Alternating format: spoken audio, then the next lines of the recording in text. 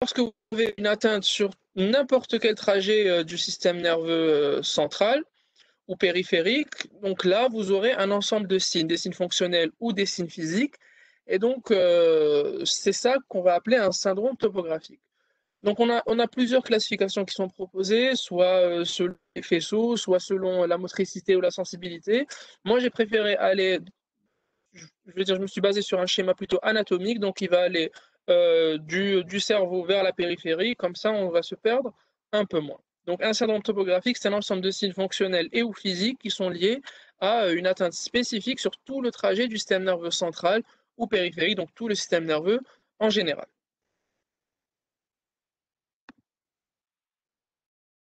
Un petit rappel anatomique sans trop tarder, hein. Donc, le cerveau d'abord est divisé en 4 lobes. On a d'abord le lobe frontal, le lobe pariétal juste derrière, le lobe temporal latéralement et enfin le lobe occipital. Alors, on n'est pas ici pour détailler chacun de ces lobes, donc leur fonction spécifique, mais on va plutôt voir quelle est leur fonction principale.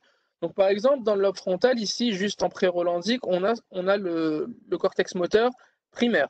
Aussi, du cortex préfrontal, on a ce qu'on appelle le centre de l'attention et aussi de l'inhibition, c'est-à-dire tout ce qui nous permet d'avoir des relations avec autrui, avec d'autres êtres humains. Dans le lobe pariétal, ici en post-rolandique, on a la sensibilité.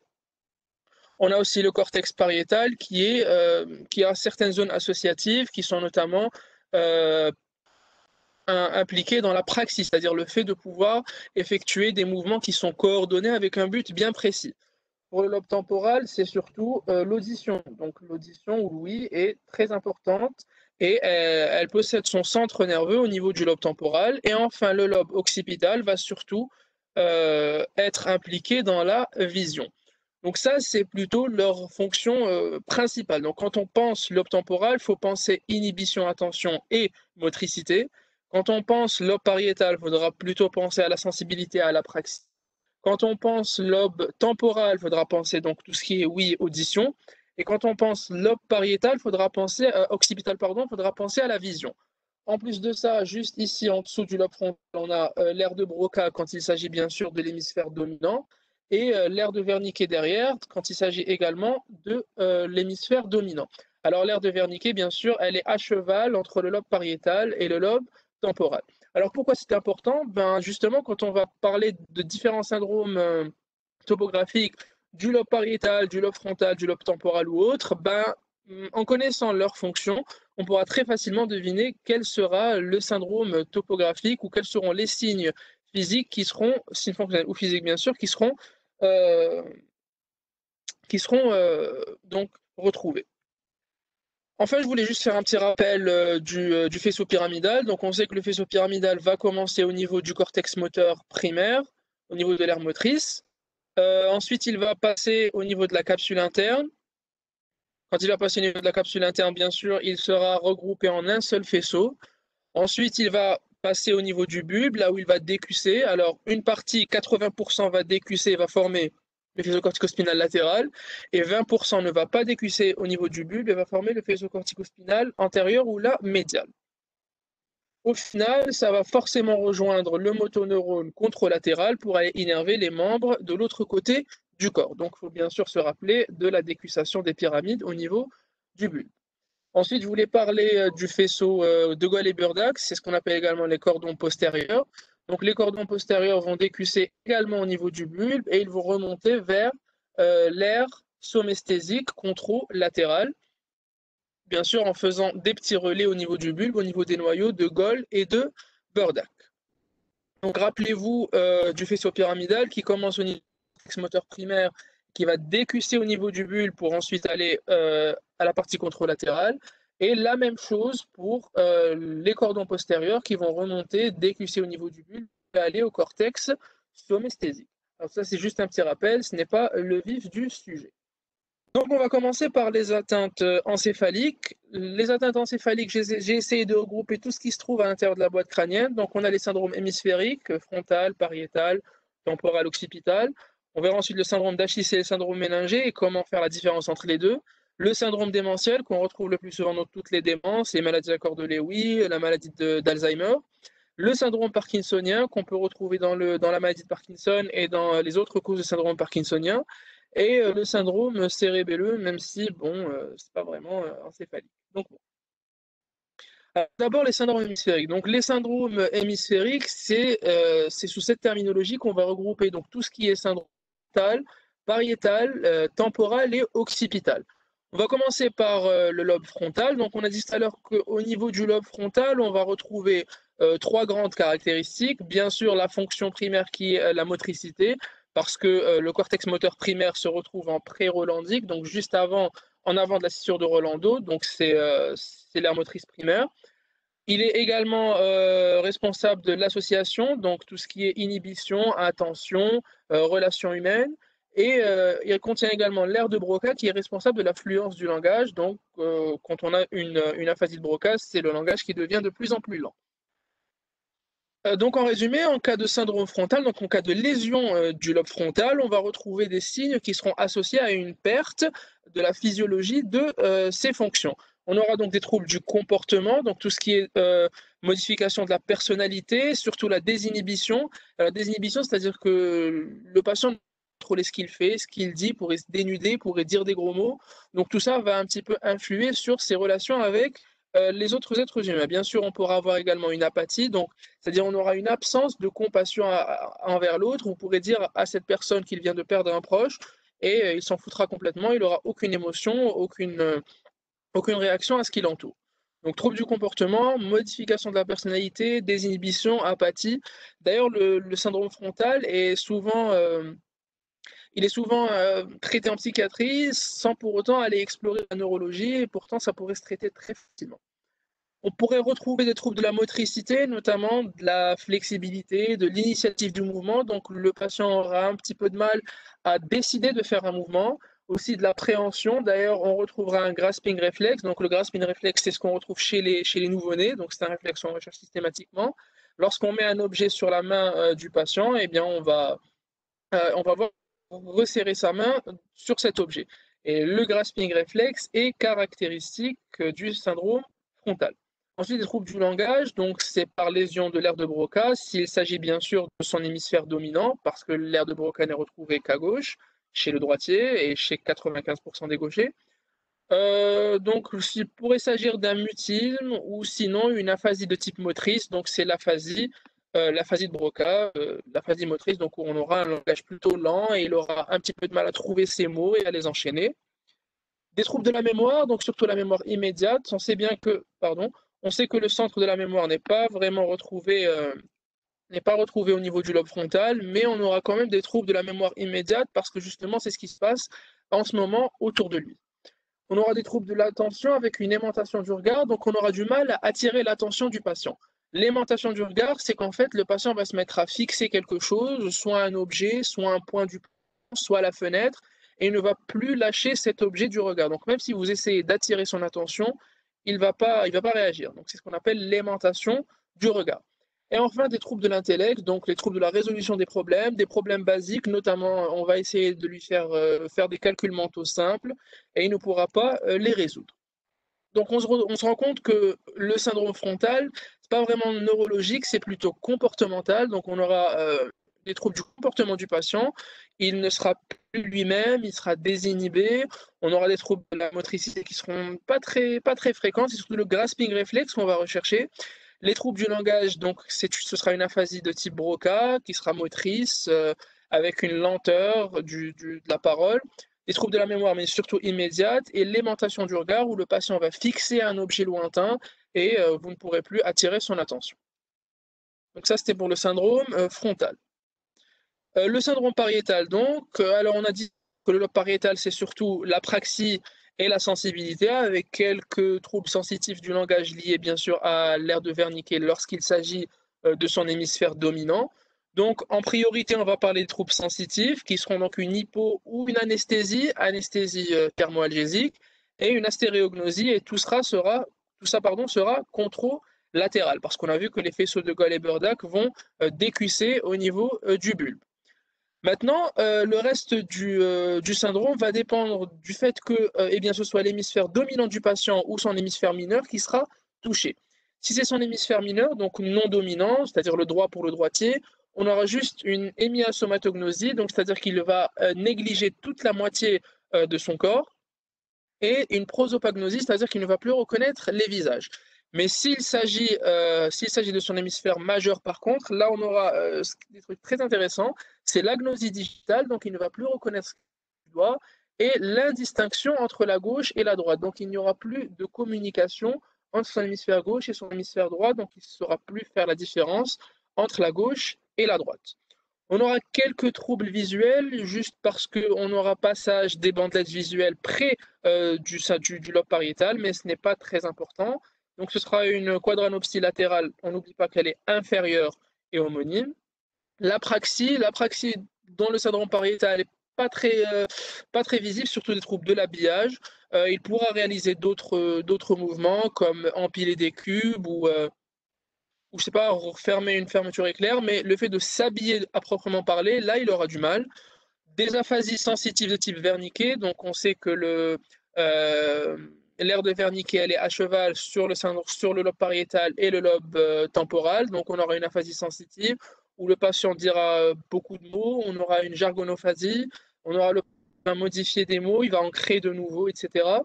Et enfin, des épilepsies sensitives. Les épilepsies sensitives, c'est-à-dire qu'il va sentir soit des paresthésies, soit des brûlures qui n'existent pas en vrai, donc ce sont des crises épileptiques, et qui peuvent être même complexes, là où il va plutôt sentir carrément, par exemple, qu'on lui pose un morceau de métal sur la main, etc.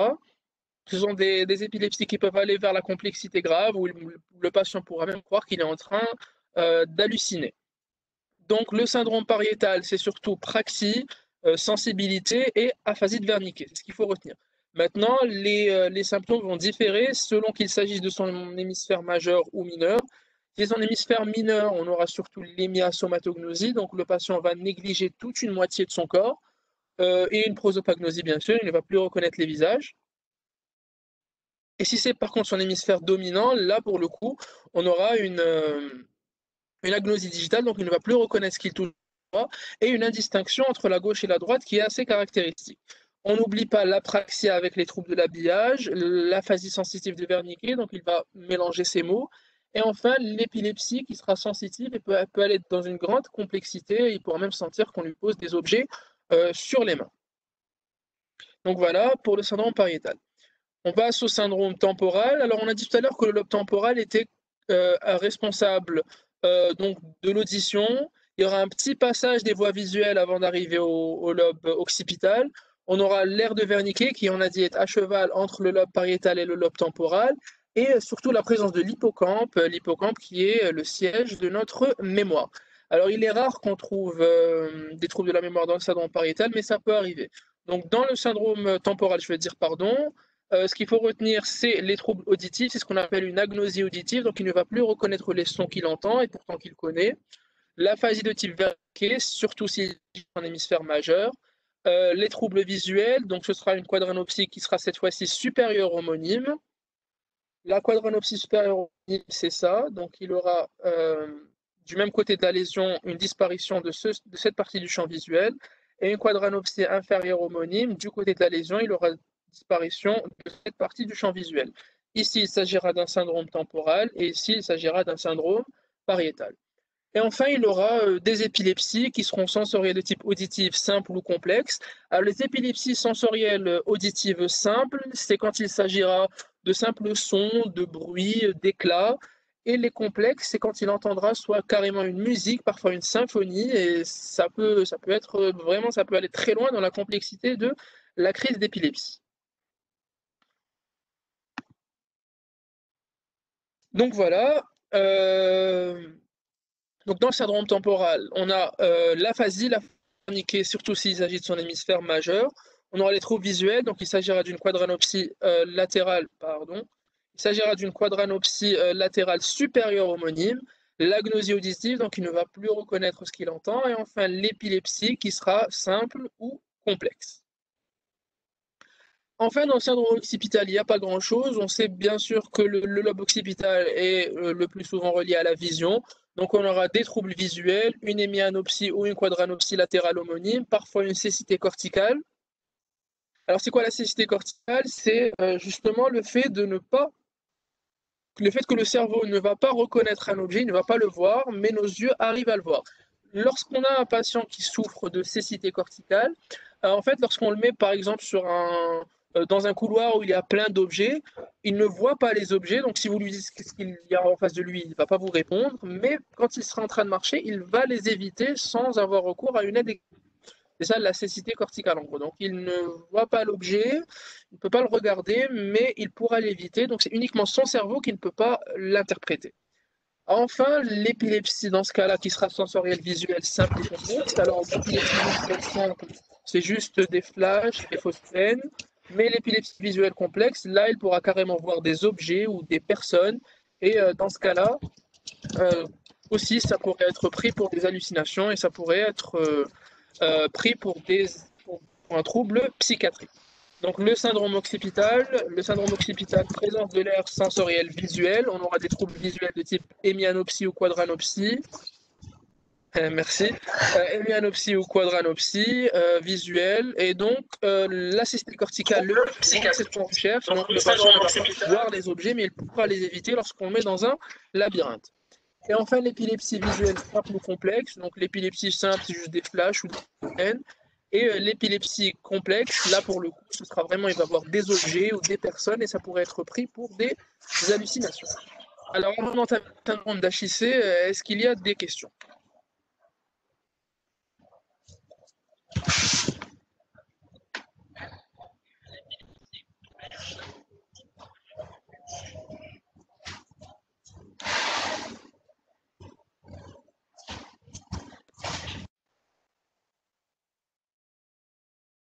Pas de questions?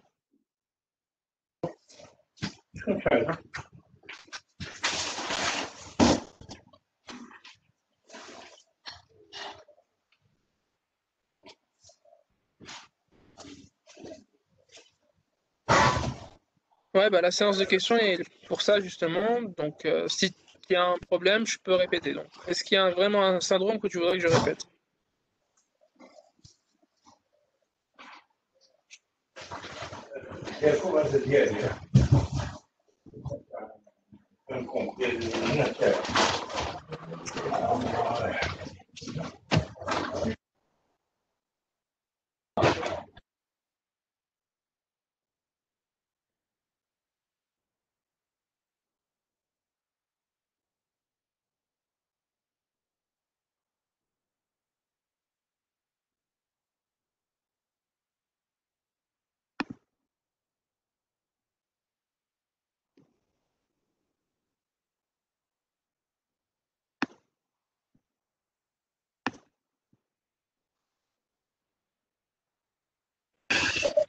Non, vas-y, termine. Je vais marquer les questions. Moi, je vais te les lire à la fin. Donc, on va avancer. Alors, on va maintenant passer au syndrome Ah non, non, d'hypertension attends. Il y a une intracrânienne. personne. Elle Alors, peut le syndrome rien. d'hypertension intracrânienne, comme on le sait, c'est Attends. donc l'augmentation de la pression du liquide céphalorachidien à l'intérieur de la boîte crânienne.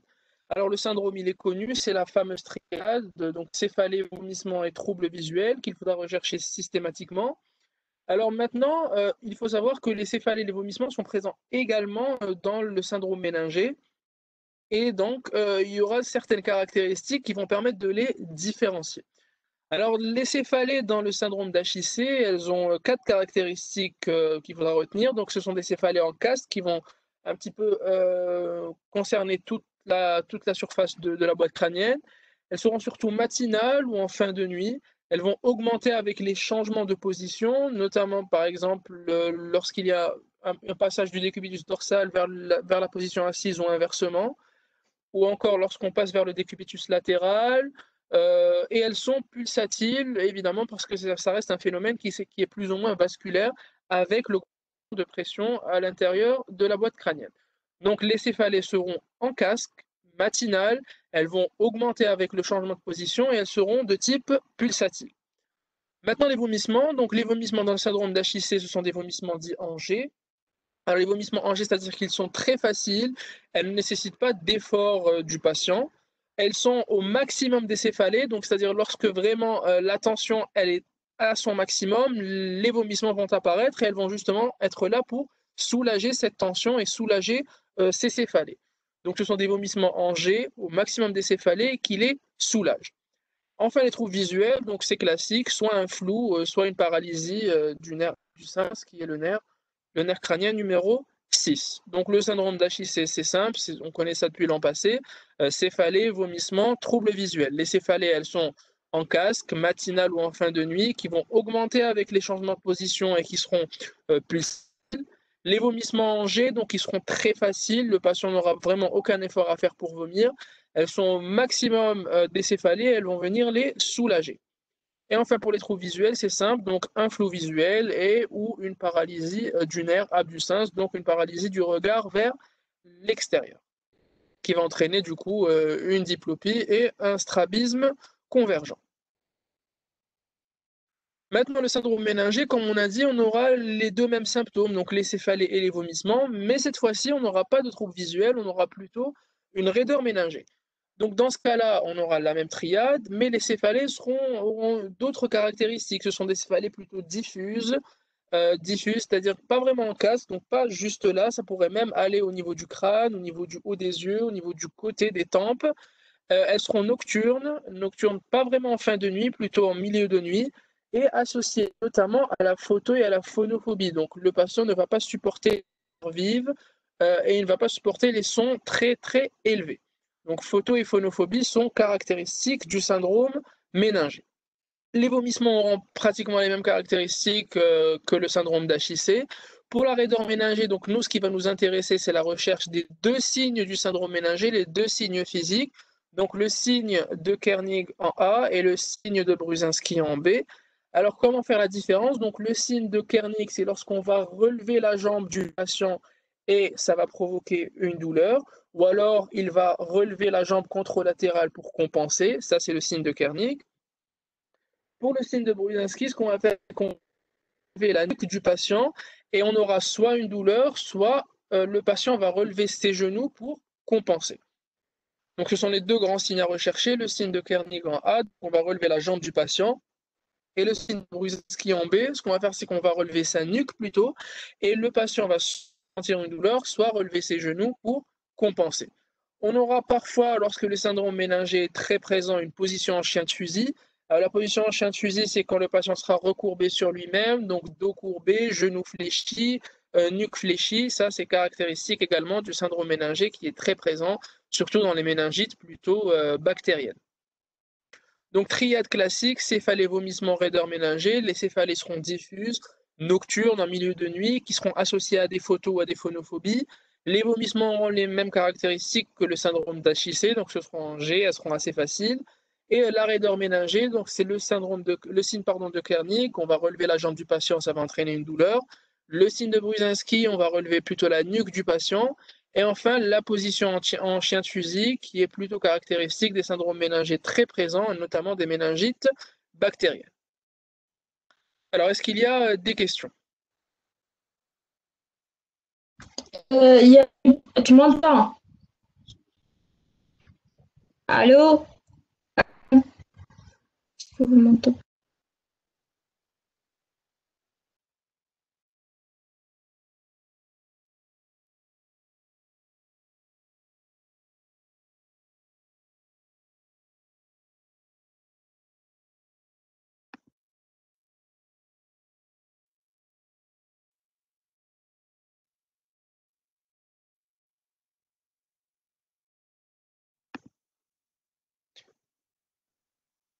Non, Somme, j'ai enlevé le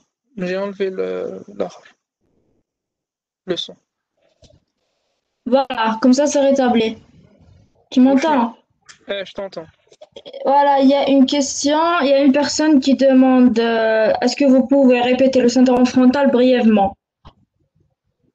Allez, je me dis que je fais des questions alors. Parce que c'est sur Facebook. Et d'autres demandent que tu ailles moins vite. C'est tout. C'est tout ce qu'il y a comme question. Alors, il y a une autre, Rehna. Les vomissements soulagent les céphalées dans le cas des HIC. Bon, Oui. enfin, la majorité demande que tu ailles moins vite. Et voilà, il y a une personne qui veut un petit rappel du syndrome frontal. Ok, C'est bon, Madame Akan pour le moment. on va reprendre rapidement donc le syndrome frontal. Alors, le syndrome frontal, le lobe frontal, on le retrouve dans trois fonctions. Donc, d'abord, bien sûr, tout ce qui est comportement, ensuite tout ce qui est parole, langage, notamment la fluence du langage, et enfin la motricité. Donc, on va retrouver une altération de toutes ces fonctions dans le cadre d'une lésion du lobe frontal ou d'un syndrome frontal. D'abord, les troubles du comportement, notamment la modification de la personnalité, ce qu'on appelle la désinhibition. Donc, le patient ne va plus contrôler ses réactions, il ne va plus contrôler ses émotions, il pourra dire des gros mots, il pourra se dénuder devant n'importe qui, il sera plus inhibé. Il y aura également une apathie, c'est la perte de compassion, donc perte de toute émotion ou de sentiment. On pourra dire au patient qu'il a perdu un proche, qu'il y a eu un décès, qu'il y a eu une bombe. Il s'en fout complètement, il n'aura plus aucune compassion. Les troubles de la motricité ne sont pas très présents. On aura surtout le grasping réflexe qu'il faudra rechercher. Donc le grasping réflexe, c'est lorsqu'on va mettre un objet dans la main du patient et il va la refermer dessus, un petit peu comme le grasping réflexe du nouveau-né. Les troubles du langage, c'est surtout, donc ce sera une aphasie de Broca, l'aphasie de Broca qui est une aphasie de type motrice, c'est-à-dire que la quantité de langage, sa vitesse, sa fluence va être diminuée, donc le patient va avoir du mal à trouver ses mots, il va avoir du mal à les enchaîner, il va avoir du mal à parler vite, il va parler très lentement. Les troubles de la mémoire ne sont pas très importants. Les troubles de l'attention, ils sont importants à ce qu'on appelle une aimantation du regard, c'est-à-dire que le patient, il va venir fixer quelque chose en face de lui et il va plus regarder autre chose. Donc, vous aurez vraiment du mal à attirer de nouveau son attention. Donc, son regard va être aimanté comme un aimant. Donc, il va être attiré par un point et vous ne pourrez plus réattirer son attention. Les troubles de l'intellect, c'est surtout les troubles de la résolution des problèmes. Donc, lorsque vous allez lui demander de faire des calculs ou de résoudre une énigme, là, il pourra plus le faire. Les autres syndromes, donc en retenant leur principale fonction, vous allez retenir leurs caractéristiques. Donc, forcément, dans le syndrome pariétal, on aura des troubles sensitifs, une aphasie de Wernicke, une apraxie, notamment des troubles de l'habillage. Dans le syndrome temporal, ce sera notamment l'aphasie de Wernicke lorsqu'il s'agit de l'hémisphère majeur, des petits troubles visuels et l'épilepsie auditive simple ou complexe. Et enfin, dans le syndrome occipital, bien sûr, on aura les troubles visuels, l'hémianopsie, la cécité corticale et des épilepsies visuelles simples, c'est-à-dire uniquement des phosphènes, ou complexes, là où il verra carrément des objets ou des personnes. Dans le syndrome d'HIC, je ne sais pas qui a posé la question, mais oui, on aura effectivement des vomissements soulagés, qui vont soulager les céphalées, en plus, bien sûr, d'être faciles, donc sans aucun effort pour le patient. Le syndrome méningé, on vient d'en parler, mais dans le cas du syndrome méningé, les vomissements ne vont pas forcément soulager les céphalées, elles seront très très, très, très tenaces. Donc on passe rapidement au syndrome démentiel. Alors le syndrome démentiel, c'est une atteinte qu'on appelle de la cognition. Alors la cognition, c'est disons que c'est un terme très difficile à expliquer, mais en gros, c'est une atteinte des fonctions supérieures. Supérieures, c'est tout ce qui n'est pas, donc c'est tout ce qui est propre à l'être humain. Donc déjà la mémoire ici, l'attention, l'orientation, le jugement, l'exécution des mouvements, ça c'est vraiment les fonctions supérieures. Alors toute altération des fonctions supérieures, donc la mémoire plus une autre fonction supérieure, est appelée syndrome démentiel. Donc quelqu'un qui est dément, c'est quelqu'un qui va perdre progressivement la mémoire et il va perdre également de son autonomie. Donc il ne pourra plus être attentif, il ne pourra plus s'orienter, que ce soit dans le temps ou dans l'espace, il ne pourra plus avoir de jugement sur ce qui l'entoure, il aura du mal à effectuer donc tout ce qui est mouvement de la vie de tous les jours, donc habillage, le fait de manger, le fait d'aller aux toilettes, le fait de dormir seul, tout ça, il ne pourra pas le faire. Et les fonctions exécutives, donc tout ce qui est par exemple ouvrir une boîte, fermer sa porte à clé, etc. Donc c'est vraiment quelqu'un qui va perdre toute son autonomie et il aura forcément besoin à long terme de l'aide de quelqu'un pour pouvoir vivre. Donc l'altération chronique de la cognition qui va associer l'atteinte de la mémoire et d'au moins une autre fonction supérieure et retentissant sur l'autonomie du patient, on va appeler ça un syndrome démentiel. Alors, quelles sont les autres fonctions supérieures dont on va parler? On a dit que c'était l'attention, l'orientation, le jugement, les fonctions instrumentales, donc utiliser des objets, et les fonctions exécutives, donc tout ce qui est exécuter des mouvements avec ces objets. Donc on reprend, le syndrome démentiel, on a dit que c'était une altération chronique, donc supérieure à 6 mois normalement, de la cognition, qui va associer une atteinte de la mémoire, que ce soit à court terme ou à long terme, et une autre fonction supérieure. Et tout cela va retentir sur la vie quotidienne du patient et sur son autonomie. Alors, quelles sont donc les autres fonctions supérieures? On aura l'attention, donc le patient ne sera plus attentif à ce qu'il y a autour de lui. On aura l'orientation, donc il ne pourra plus s'orienter, que ce soit dans le temps ou dans l'espace, donc il ne pourra plus vous dire quel jour on est, il ne pourra plus rentrer à la maison seul, il n'aura plus de jugement sur ce qui l'entoure, il ne pourra plus utiliser des objets, c'est les fonctions instrumentales, et il ne pourra plus effectuer des mouvements complexes avec ces objets, donc comme ouvrir une porte ou, je ne sais pas, faire son lit, etc. Donc c'est ça le syndrome démentiel. On retrouve le syndrome démentiel donc dans tout ce qui est maladies dégénératives, maladies d'Alzheimer le plus souvent, les maladies à corps de Lewy, le syndrome parkinsonien, bon, plutôt les maladies de Parkinson au stade avancé, etc. On parle du syndrome parkinsonien. Donc le syndrome parkinsonien aussi, c'est une triade qui est caractéristique. Donc l'akinésie, évidemment, c'est la lenteur du mouvement, les tremblements et l'hypertonie de type plastique. Alors on va les détailler un par un, c'est la troisième année. L'akinésie, c'est la diminution du mouvement, une lenteur à l'exécution, la marche à petits pas. Donc le patient aura vraiment du mal à commencer un mouvement, il va être très lent dans son exécution. Le tremblement qui est un tremblement de repos. Alors le tremblement de repos de la maladie de Parkinson est caractéristique. Déjà, il est inhibé par deux trucs uniquement, c'est le mouvement lui-même et le sommeil. Donc lorsque le patient s'endort, il ne tremble plus, et lorsque le patient bouge, il ne tremble plus.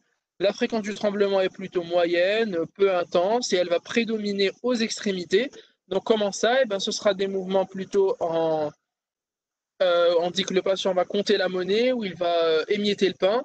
Et même au membre inférieur, c'est comme si qu'il donnait de petits coups de pied ou alors qu'il accélérait ou qu'il freinait dans une voiture. Donc ce sont des mouvements qui sont prédominants, des tremblements qui vont prédominer au niveau des extrémités. L'hypertonie enfin, donc c'est une hypertonie de type plastique avec ce qu'on appelle le signe de la roue dentée.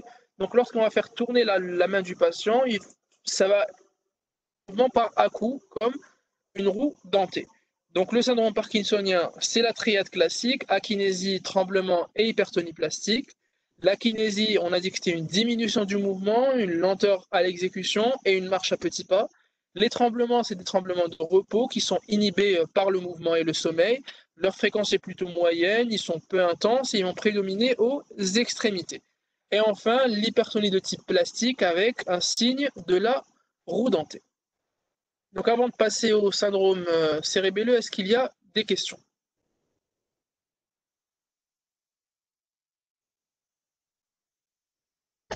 Tu as une question ici sur Webex. Syndrome frontal, que estomac, déférence, trouble, comportement, personne déficitaire. Je sais pas ce qu'il veut dire par ça. Moi non Inhibition, plus. production d'inhibition, c'est tout. Donc allons sur Facebook. Voilà. Maintenant, il y a une question. Est-ce qu'il y a une chronologie dans les symptômes du syndrome de Parkinson?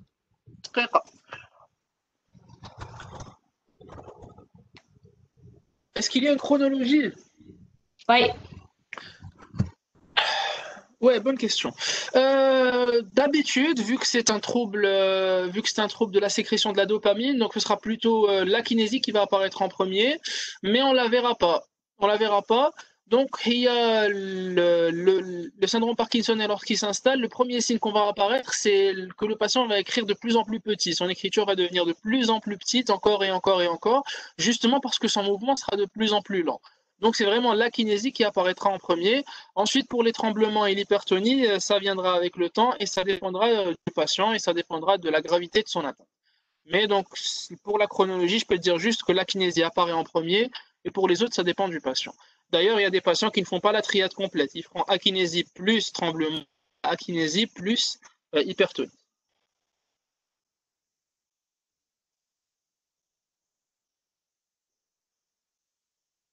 Pas d'autres questions, Somme?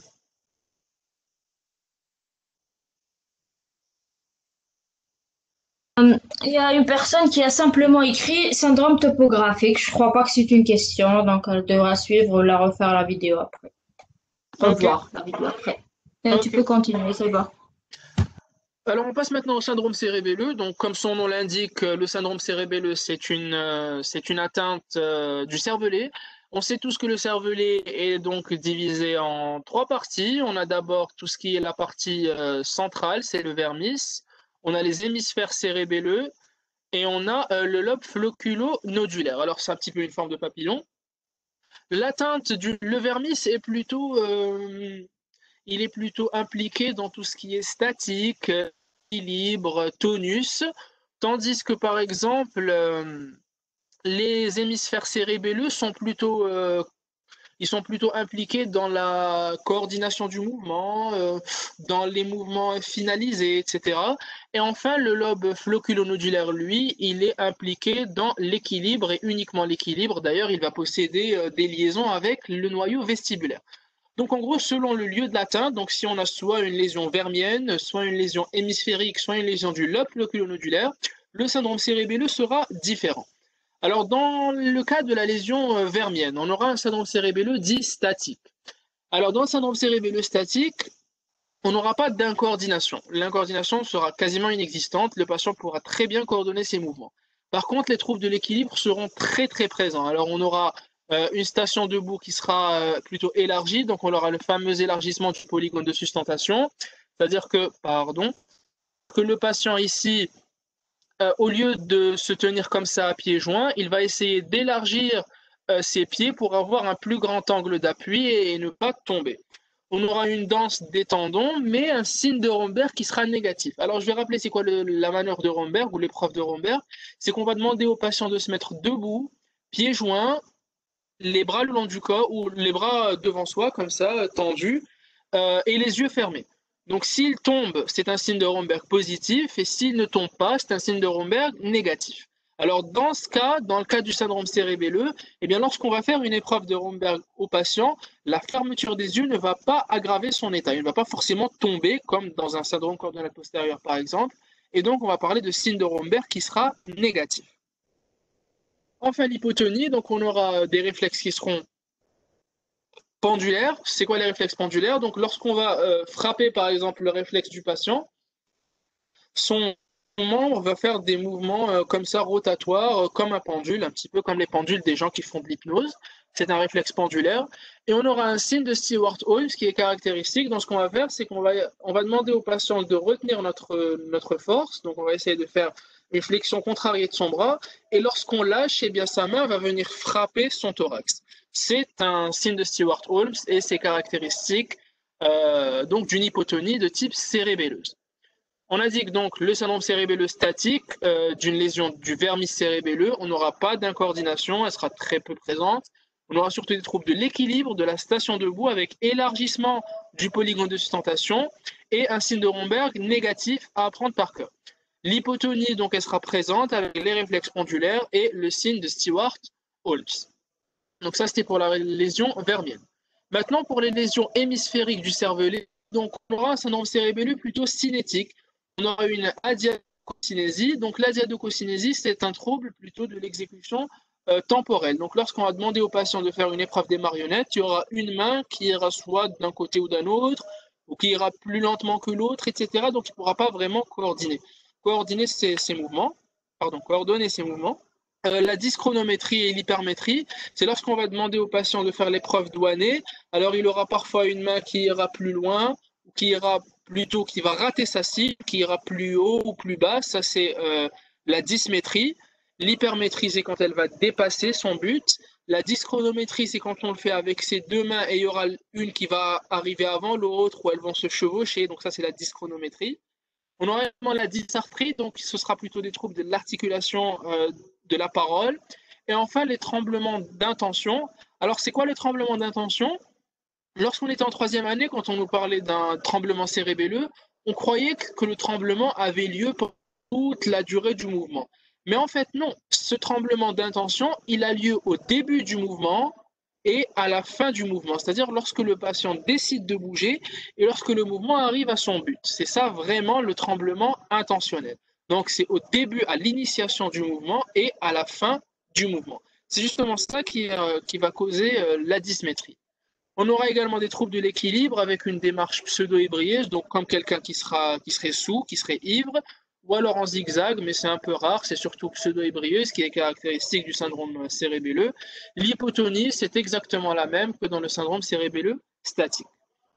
Et enfin, dans le syndrome cérébelleux du lobe floculonodulaire, dans ce cas-là, c'est exclusivement des vertiges et un nystagmus, donc exactement comme un syndrome vestibulaire, mais dans ce cas-là, les oscillations ne prendront pas une direction spécifique.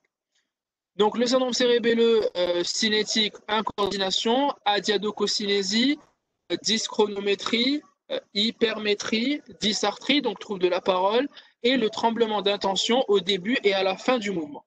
Les troubles de l'équilibre, ce sera la démarche pseudo-ébrieuse, donc comme quelqu'un de sous, comme quelqu'un de ivre, et l'hypotonie sera exactement la même que dans le syndrome cérébelleux statique.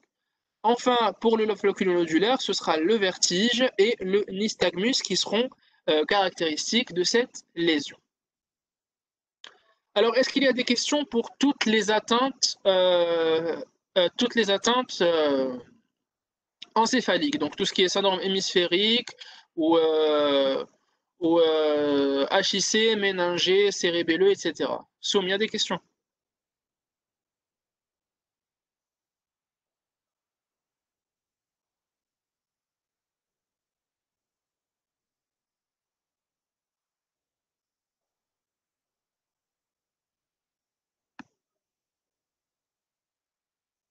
L'hypertonie, c'est une augmentation du tonus, donc c'est-à-dire que lorsqu'on fait une mobilisation passive du membre, on va sentir une résistance, donc on aura vraiment du mal à bouger son membre.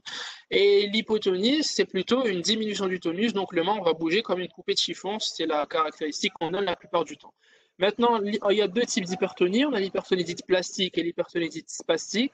Dans l'hypertonie dite plastique, ce sera des mouvements, c'est-à-dire le tonus ne va pas changer.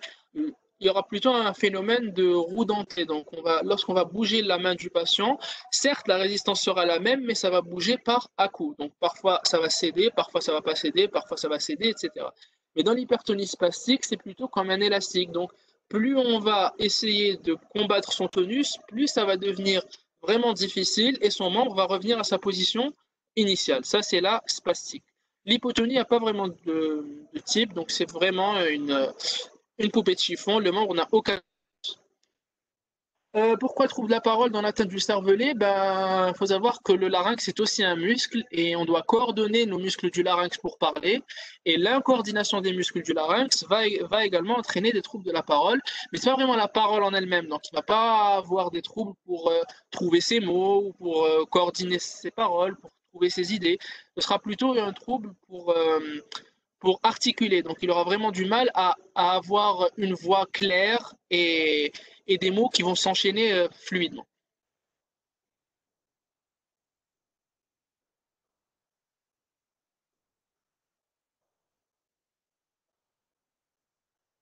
Tu as une question sur Facebook qui demande est-ce que vous pouvez réexpliquer Stuart Homeless? Ah. C'est tout ce qu'il y a comme nouvelle question ici. Donc, on a le signe de Stewart Holmes. Alors, le signe de Stewart Holmes, c'est pour rechercher une hypotonie. Alors, ce qu'on va faire, c'est qu'on va faire une flexion contrariée du membre supérieur. Donc, on va dire au patient d'essayer de résister à notre bras. Là, on pousse, on voit, il pousse. Et à un moment, on va lâcher. Donc, chez une personne normale, lorsqu'on lâche, on peut quand même garder un certain tonus. Donc, on peut garder notre main. Mais chez quelqu'un qui a une hypertonie, dès qu'on va lâcher, hop, sa main va venir frapper soit son torse, soit son visage, tout dépend de quantité. Donc ça, c'est un signe d'hypotonie. Donc on va faire une flexion contrariée et à un moment, on va lâcher. Et chez le patient qui est hypotone, sa main va venir frapper son torse ou là, son visage. Et c'est caractéristique d'une hypotonie cérébelleuse.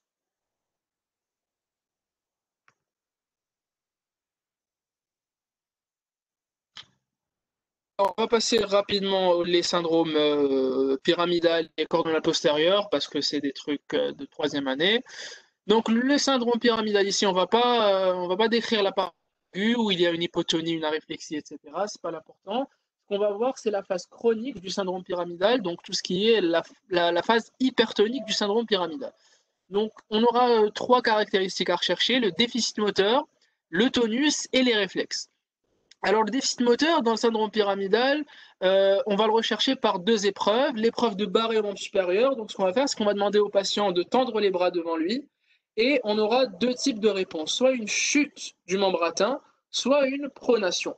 Pourquoi une chute ou une pronation? Parce que le déficit moteur au niveau du membre supérieur, il va prédominer au niveau des extenseurs. Donc à un moment donné, l'extenseur sera en déficit moteur et il va se relâcher. Et au niveau des supinateurs, et donc à un moment, on aura une pronation parce que le supinateur n'arrive plus à entretenir la supination. Au niveau du membre inférieur, on aura une épreuve de Mangasini. Donc on va dire au patient en décubitus dorsal de remonter ses jambes. Et on aura donc soit une chute du membre, soit une chute unilatérale, soit une chute bilatérale, tout dépendra s'il s'agit d'une paraplégie ou d'une hémiplégie. Donc le barré au membre supérieur, on retrouvera soit une chute du membre, soit une pronation, et le Mangasini, on va retrouver une chute du membre inférieur. Attention, le Mangasini, le patient est en décubitus dorsal. C'est le déficit moteur, comme je l'ai dit, il va prédominer au niveau des extenseurs et des supinateurs du membre supérieur. C'est pour ça justement qu'on va retrouver une chute du membre ou une pronation en cas de déficit moteur. Et au niveau des fléchisseurs et raccourcisseurs du membre inférieur, c'est pour ça qu'on va retrouver également une chute du membre. Donc le fléchisseur ne va plus pouvoir fléchir le genou et la hanche sur le tronc. Pour la démarche, donc ce sera une démarche en fauchant, donc la jambe du patient va effectuer une sorte de demi-cercle à chaque fois qu'il fera un pas, c'est la fameuse démarche donc en fauchant. Lorsque le fauchage est unilatéral, on va parler de démarche en fauchant, mais lorsque le fauchage est bilatéral, donc on va parler plutôt de marche en ciseaux. Donc c'est comme si on prenait un ciseau ouvert et qu'on le faisait marcher comme ça sur une table, c'est la démarche en ciseaux. Donc déficit moteur, extenseur et supinateur du membre supérieur et fléchisseur raccourcisseur du membre inférieur. L'hypertonie, contrairement au syndrome pyramidal, ici, contrairement au syndrome parkinsonien, pardon, l'hypertonie ici, elle est de type spastique. Alors c'est quoi l'hypertonie spastique? C'est une hypertonie dite élastique, donc comme un ressort ou comme un élastique. Lorsqu'on va essayer de tester le tonus, alors la résistance du membre va être de plus en plus forte, comme si on tirait sur un élastique. Et dès qu'on lâche, le membre va revenir à sa position initiale. C'est l'hypertonie de type spastique. L'hypertonie va prédominer sur les muscles inverses du déficit moteur. C'est-à-dire qu'elle va prédominer aux fléchisseurs et pronateurs du membre supérieur et aux extenseurs et adducteurs du membre inférieur. Donc, si on retient, on va forcément retenir l'autre. Donc le déficit moteur prédomine aux extenseurs et supinateurs du membre supérieur, fléchisseurs et raccourcisseurs du membre inférieur, et l'inverse pour l'hypertonie. Donc le deuxième. Enfin les réflexes. Alors les réflexes dans le syndrome pyramidal, ils ont 4 caractéristiques qu'il faut apprendre par cœur. Ils sont vifs, c'est-à-dire que lorsqu'on va taper, on aura une réponse plus vigoureuse qu'en temps normal. Ils sont diffus, c'est-à-dire qu'ils vont diffuser au membre contralatéral. Ils sont polycinétiques, c'est-à-dire que lorsqu'on va taper une fois, on pourrait avoir plusieurs réponses. Et avec élargissement de la zone réflexogène, pardon. Donc on n'est pas obligé de vraiment taper sur le tendon pour avoir une réponse. On peut taper un peu plus haut ou un peu plus bas. On aura quand même une réponse du réflexe.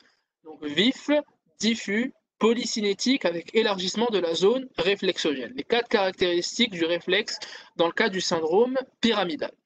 On aura inhibition des réflexes cutanés, donc tout ce qui est abdominal et crémastérien, et on aura un signe de Babinski qui sera positif. Je rappelle que le signe de Babinski, c'est lorsqu'on va stimuler la plante des pieds, on aura une extension lente et majestueuse de l'hallux avec signe de l'éventail, donc écartement des autres orteils. On pourrait également avoir un clonus, on ne retrouve pas très souvent le clonus, donc lorsqu'on va stimuler la rotule ou le tendon d'Achille, on aura des vibrations de la rotule ou du tendon d'Achille, et on aura le fameux signe de Hoffmann et Rossolimo, donc le signe de Hoffmann au membre supérieur, lorsqu'on va effectuer une stimulation nociceptive au niveau du doigt, on aura flexion des autres doigts et notamment du pouce, et pareil au niveau du membre inférieur, lorsqu'on va stimuler la deuxième phalange du deuxième petit orteil, on aura une flexion de tous les autres orteils et notamment de l'hallux. Alors, en neurologie, on dit que s'il n'y a pas flexion du pouce ou de l'hallux dans le Rossolimo, ils seront négatifs. Donc, il faudra forcément qu'il y ait flexion de l'hallux ou du pouce pour parler d'un Hoffmann ou d'un Rossolimo positif. Donc le syndrome pyramidal, déficit moteur, hypertonie et hyperréflexie. Pour rechercher un déficit moteur, on va rechercher le barré au membre supérieur et le magasiné au membre inférieur. Le déficit moteur va prédominer au niveau des extenseurs du membre supérieur pardon, et des supinateurs. C'est pour ça qu'on aura une chute et une pronation. Et il va prédominer au niveau des fléchisseurs et raccourcisseurs du membre inférieur. La démarche est bien sûr en fauchant si c'est unilatéral et en ciseaux si c'est bilatéral. Pour l'hypertonie de type spastique ou élastique, donc on aura un retour à la position initiale et elle va prédominer au niveau des muscles inverses du déficit moteur. L'hyperréflexie, donc les réflexes ostéotendineux, ils sont vifs, diffus, polycinétiques avec élargissement de la zone réflexogène. Vif, ça veut dire quoi? Ça veut dire qu'on aura une réponse un peu plus vigoureuse qu'en temps normal. Diffus, c'est-à-dire qu'ils vont diffuser au membre contralatéral. Polycinétique, ça veut dire qu'on aura plusieurs réponses. Et élargissement de la zone réflexogène, c'est-à-dire qu'on n'est pas vraiment obligé de taper le tendon, on peut taper plus haut ou plus bas, on aura quand même une réponse. On aura abolition du réflexe cutané abdominal et crémastérien et un signe de Babinski qui sera positif. Donc on aura une extension lente et majestueuse de l'hallux avec écartement des autres orteils. On peut avoir un clonus, un Hoffmann ou un Rossolimo positif. Donc le Hoffmann au membre supérieur et le Rossolimo au membre inférieur. Enfin, le syndrome cordonal postérieur, donc comme on le sait, les cordons postérieurs, ils sont impliqués dans la sensibilité profonde et le tact superficiel, le tact fin. Donc on aura des troubles dans ces deux fonctions. La stéréognosie, c'est le fait de ne pas reconnaître ce qu'on a dans la main, donc c'est le trouble du tact fin. La palesthésie, c'est la diminution de la sensibilité vibratoire.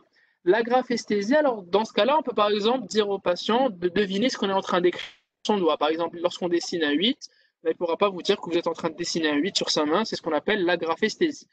On a le signe de l'hermite qui est positif, alors lorsqu'on va effectuer une flexion de la nuque, on aura une douleur en choc électrique qui va voyager le long de la colonne vertébrale, c'est un signe de l'hermite positif.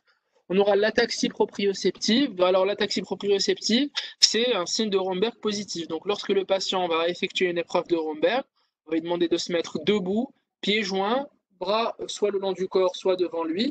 On aura plusieurs réponses possibles. La plupart du temps, c'est qu'il va faire des oscillations de plus en plus amples jusqu'à tomber.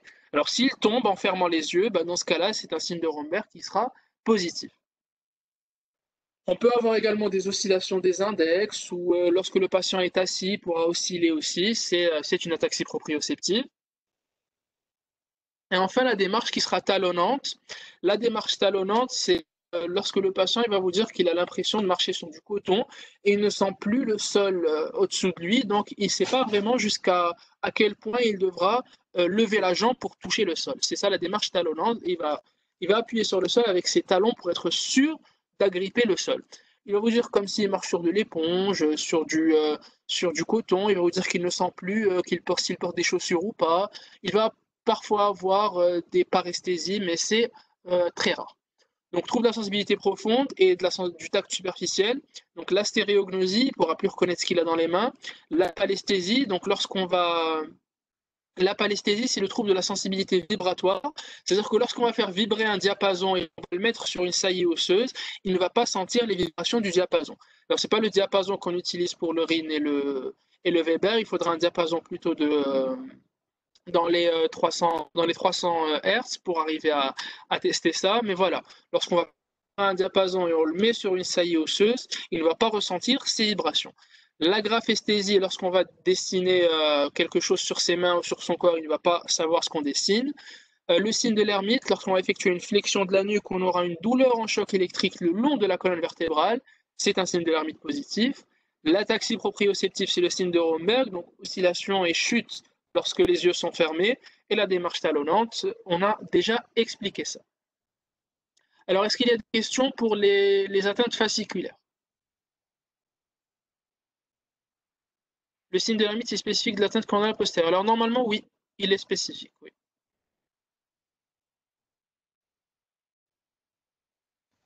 Sur Facebook, tu as une question.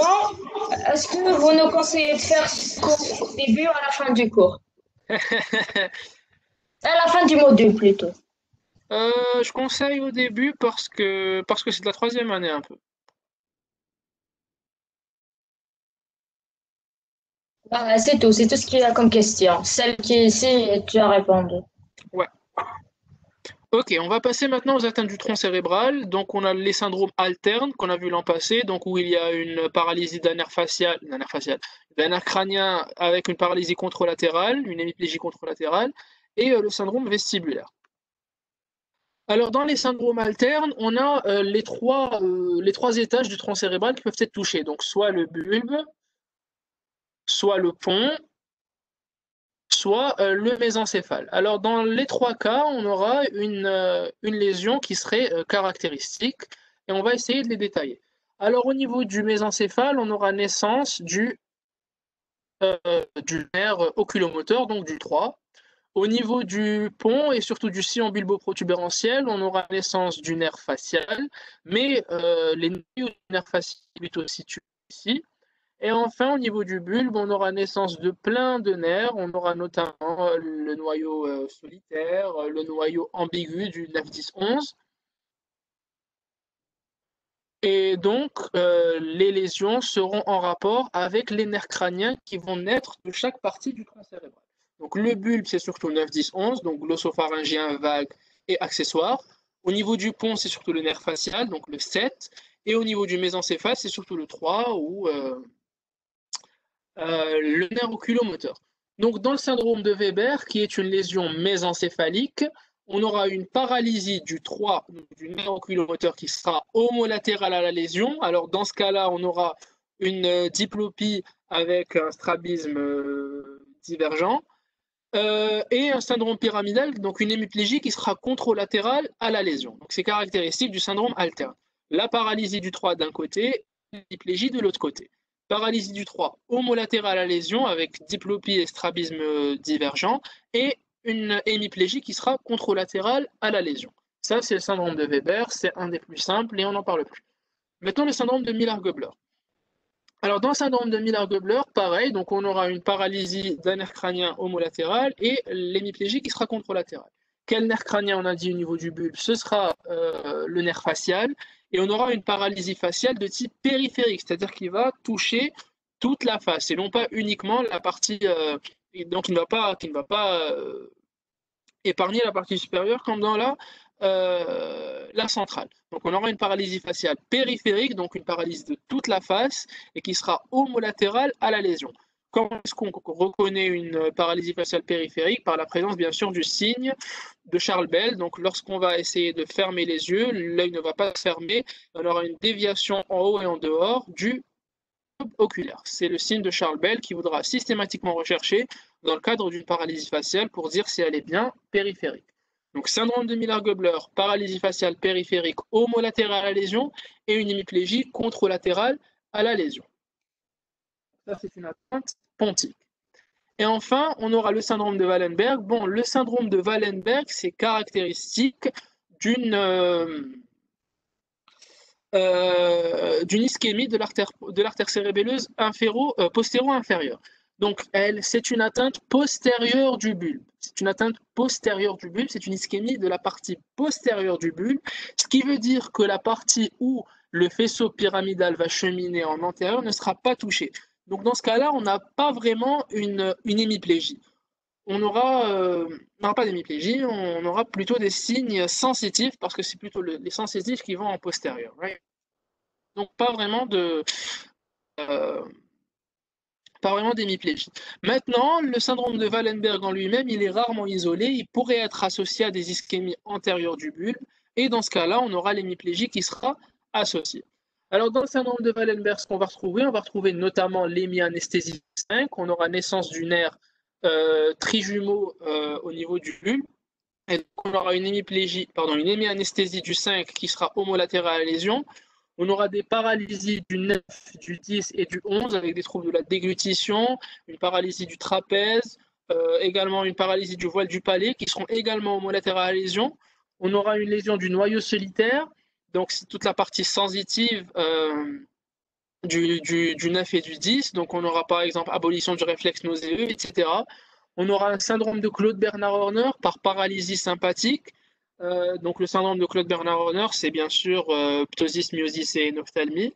On aura un syndrome vestibulaire on aura un syndrome vestibulaire qui sera homolatéral et que je vais détailler juste après, et un hémisyndrome cérébelleux. Dans ce cas-là, il va toucher uniquement une moitié du corps. Donc, on aura par exemple, lorsqu'on va demander au patient de faire un doigt nez, c'est uniquement la partie homolatérale ou contralatérale, ça dépendra parce que les faisceaux spinocérébelleux n'ont pas vraiment une latéralité précise. Donc, un hémisyndrome cérébelleux qui va toucher uniquement un seul côté. Donc, syndrome de Wallenberg, je répète pour que ce soit clair, c'est une ischémie postérieure du bulbe, par ischémie de l'artère cérébelleuse postéro-inférieure. Donc, si c'est un syndrome de Wallenberg isolé, on n'aura aucun trouble moteur. L'hémianesthésie du 5, ça va être homolatérale à lésion. Les paralysies du 9, du 10 et du 11, donc liées à une lésion du noyau ambigu, seront homolatérales à lésion. La lésion du noyau solitaire, kiff-kiff, du 9, 10, 11, sera homolatérale à lésion. Le syndrome de Claude Bernard Horner, kiff-kiff, homolatéral. Le syndrome vestibulaire latéral. Et l'hémisyndrome cérébelleux qui sera soit homo, soit contro, ça dépendra de son type de spinocérébelleux. On pourrait avoir un syndrome, bien sûr, cordonal postérieur qui sera contralatéral à la lésion par ischémie des faisceaux de Goll et de Burdach. Donc, on a fini avec les syndromes alternes. Est-ce qu'il y a des questions pour les syndromes alternes?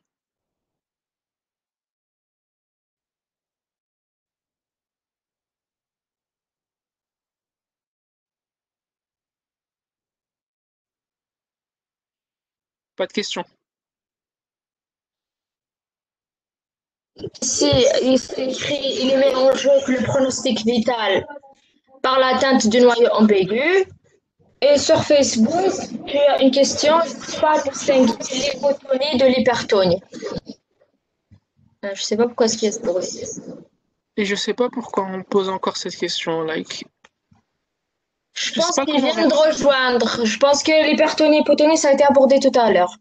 Ouais, je peux pas répondre à cette question parce que c'est vraiment des notions de troisième année, on n'est pas là. C'est tout. De toute façon, c'est tout ce qui est. Alors, il y a une nouvelle question. Comment peut-on déduire si strabisme convergent ou divergent? Est-ce qu'il y a une explication? Ok, c'est intéressant comme question, je vais essayer de répondre. Tu as Hadeli Raihna aussi. Il est mis en jeu pronostic vital par atteinte du noyau ambigu. Celle que je dis en premier. Elle est ici sur Webex. Vu que l'atteinte est unilatérale, donc ça ne met pas vraiment en jeu le pronostic vital. Non, ça pourrait se faire. Donc, quand c'est une atteinte bilatérale, là, ça serait un petit peu compliqué. Donc, pour le strabisme divergent ou la convergent, je vais essayer de faire un petit dessin.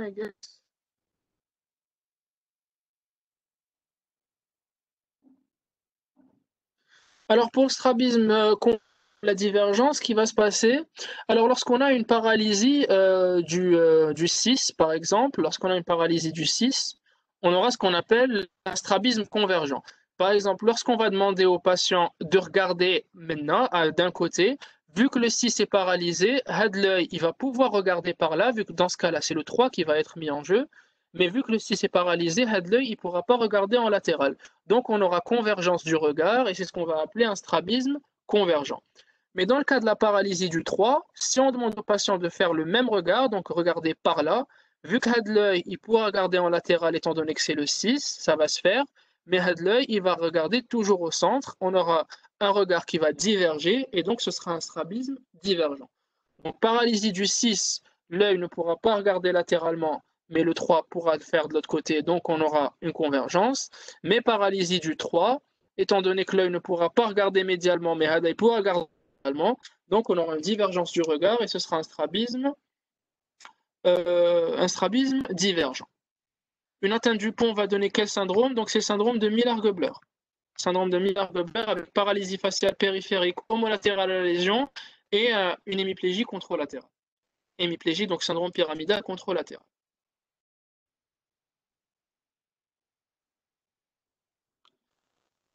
C'est au syndrome vestibulaire. Alors, le syndrome vestibulaire, on a trois grandes lésions, trois grandes pertes de fonction. On a des troubles de l'oculomotricité, des troubles de l'équilibre et du mouvement et des troubles de la marche. Alors, les troubles de l'oculomotricité, c'est notamment le nystagmus. Alors, c'est quoi un nystagmus? C'est une dérive lente du regard d'un côté, puis un retour rapide vers le côté sain. Dérive lente, retour rapide, dérive lente, retour rapide, dérive lente, retour rapide, comme ça, comme ça, comme ça, comme ça. Et bien sûr, c'est involontaire. Alors, on dit que le nystagmus va dériver vers le côté atteint, et ensuite, lorsque le cerveau se rend compte que l'air est en train de dériver, hop, il va le faire revenir vers le côté sain. Donc, on dit que le nystagmus va battre vers le côté de la secousse rapide. Donc, c'est ça le sens du nystagmus. Donc, s'il dérive vers la droite et revient à gauche, donc ma droite, bien sûr, s'il dérive par là et qu'il revient à Agda, on dit que le nystagmus va battre vers la secousse rapide. Et vu que la secousse rapide va vers le côté sain, donc on va dire que le nystagmus bat vers le côté sain. C'est quand il est horizontal, bien évidemment. Donc le nystagmus, donc c'est une dérive lente du regard vers le côté atteint et un retour rapide vers le côté sain. Alors pourquoi? Alors il faut savoir que le vestibule, il va servir à dire à notre cerveau de quel côté on est en train de tourner la tête. Alors imaginons qu'on a une atteinte imaginez que notre vestibule marche très bien. Lorsqu'on fixe quelque chose et on tourne la tête, nos yeux vont dériver vers le côté inverse. Si on tourne la tête vers la droite, nos yeux vont dériver vers la gauche. C'est ce qu'on appelle le réflexe vestibulo-oculaire. Lorsqu'on tourne la tête vers la droite, nos yeux vont tourner vers la gauche. Imaginons qu'on a une lésion vestibulaire à droite. Si on a une lésion vestibulaire à droite, notre cerveau il va recevoir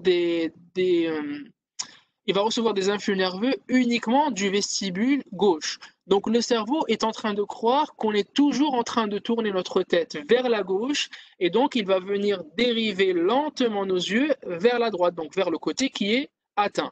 Et lorsqu'il s'en rend compte, il va finir par faire revenir nos yeux vers le centre et donc ça va battre vers le côté sain.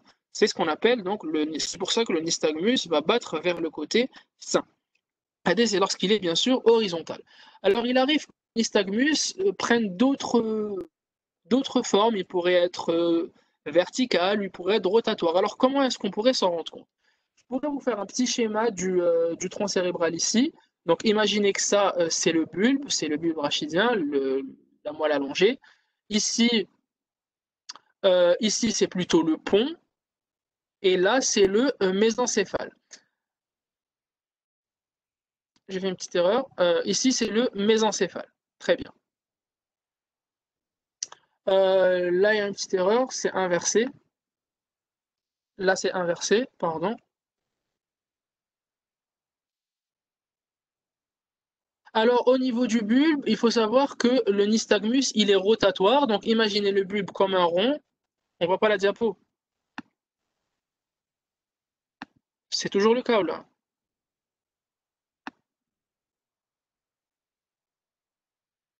Donc, imaginez que le bulbe, c'est un rond. Donc, le nystagmus... Non, mais il la diapo.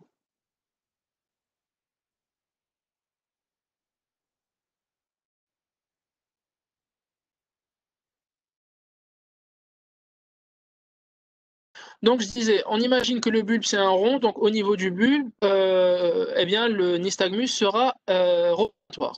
On imagine que le pont, ses fibres vont aller de droite à gauche, donc le nystagmus va être horizontal.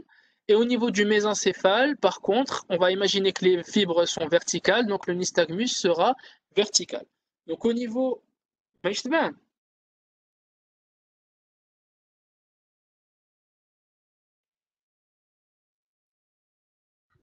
Si, chez moi, le reste, je sais pas. J'ai écrit toujours pas, j'ai toujours pas de réponse. Est-ce que vous arrivez à voir la diapo?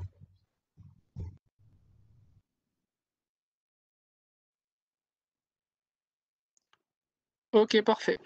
Donc on a le nystagmus au niveau du bulbe, il est rotatoire, donc imaginez le bulbe comme un rond.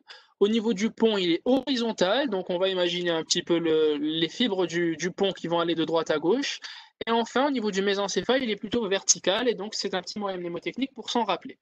Enfin, pour les troubles de l'équilibre et des mouvements et de la marche, donc pour les troubles de l'équilibre, lorsqu'on va effectuer une épreuve de Romberg, c'est-à-dire qu'on va dire au patient de se mettre debout, les pieds joints, bras le long du corps, on aura déviation des index vers le côté atteint et parfois même déviation du corps vers le côté atteint. Tout ça, c'est ce qu'on appelle un signe de Romberg qui sera latéralisé. Donc, il ne va pas tomber de n'importe quel sens, il va vraiment tomber vers le côté atteint et dans ce cas-là, c'est un signe de Romberg latéralisé. Lorsqu'il tombe après les oscillations, c'est un signe de Romberg tout court, mais lorsqu'il tombe vraiment vers un côté précis, ça c'est un signe de Romberg dit latéralisée. Et les déviations de l'index, il va les pointer en face de lui. Pour les troubles de la marche, on aura soit une marche en étoile, donc le patient va aller d'abord, il va aller toujours vers le même sens en fait, il va aller par là, ensuite par là, ensuite par là, ensuite par là, jusqu'à dessiner une étoile en marchant. Et lorsqu'on lui demande de marcher sur une ligne droite, il ne va pas continuer sur une ligne droite, il va légèrement dévier vers le côté atteint lorsqu'il marche. Donc on retient nystagmus, Romberg latéralisé, déviation des index, et marche en étoile et déviation de la ligne droite. Donc on a fini avec les atteintes du pont, et enfin du tronc cérébral. Est-ce qu'il y a des questions?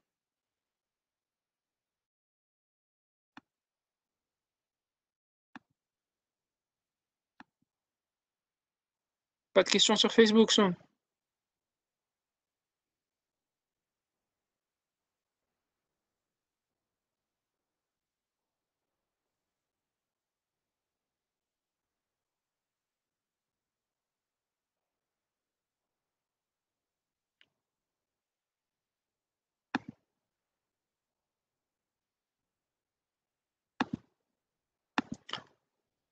Alors, le Romberg latéralisé, donc lorsqu'on va demander au patient de se mettre debout, les pieds joints et les yeux fermés, il va lentement venir se pencher vers le côté atteint jusqu'à tomber.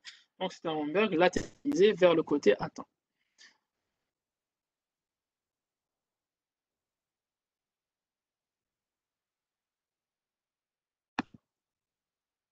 Différence entre syndrome vestibulaire périphérique et central sur le plan clinique. Sur le plan clinique, il y a donc les tests que j'ai complètement oubliés, là où tu mets l'eau chaude et l'eau froide, ça va te permettre de faire la différence. Et dans le central aussi, tu n'auras jamais de signes, il y en a de signes auditifs associés. Vous tenez dans le central, l'instrumental, il y aura une sorte de discordance entre l'instrumental et le clinique. Et aussi, le nystagmus sera complètement désordonné le central, alors que le périphérique, il aura un certain sens. Pour addicter à l'eau chaude et l'eau froide, je te conseille de revoir Hamladji, elle a très bien expliqué tout ça, plus précis.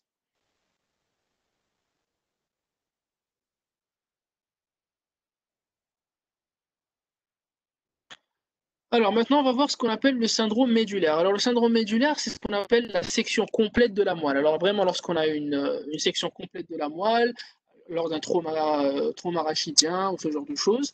Alors dans le cas donc dans le cas d'une section complète de moelle, on aura trois types de lésions. On aura le syndrome dit lésionnel, pardon. On aura le syndrome lésionnel, donc ce sont les signes qu'on va retrouver au niveau de la lésion. On aura le syndrome sous-lésionnel, donc les signes qu'on va retrouver en dessous de la lésion. Et enfin, la présence d'un niveau sensitif, c'est-à-dire qu'à un moment donné, le patient ne va plus rien ressentir.